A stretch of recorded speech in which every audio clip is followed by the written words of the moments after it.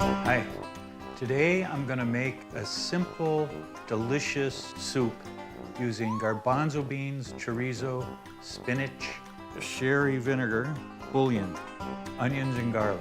Let's get started. I've preheated 10 cups of water.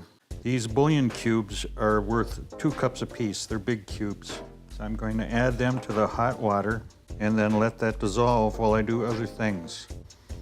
I've got a bunch of cloves of garlic, a medium-sized white onion. The first step for me is to chop the onions and garlic and saute them in the Instant Pot. Just a little oil.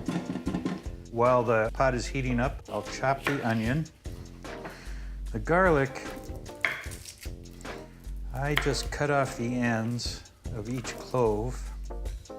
Then I simply smash the garlic with my knife. That gets rid of the outer skin.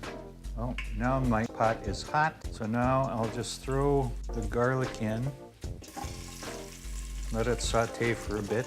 Chop up the onions. You can see the onions are starting to get glassy. They smell great. Too bad you can't smell them.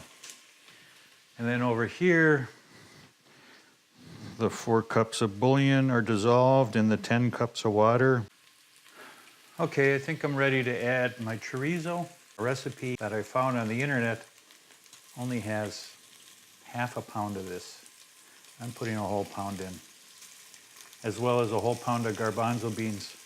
We're having people over for dinner tonight. See it in there, getting nice and brown. Ooh, smells even better. Now I just gotta chop up this bunch of spinach. I just go for not finely chopped. I just want it small enough so people don't choke on it. You may have noticed I don't have a fine chef technique. You don't have to be a master chef or even pretend to be a master chef to do this. The chorizo is nice and brown. Now I take the bouillon and extra water, add it, turn off the saute, throw in the garbanzo beans. These are just dried old bay leaves and give it some flavor. I'm gonna mix those in, mix it all together. Then I'm going to make sure that my pressure valve is in the right position. This needs to be in this position rather than this position, because this is allowing the pressure to escape and this is keeping it under pressure. I'm going to set the Instant Pot to pressure cook for 1 hour and 15 minutes. And that's it. Then we just wait for this part to finish and then we add the rest of the ingredients.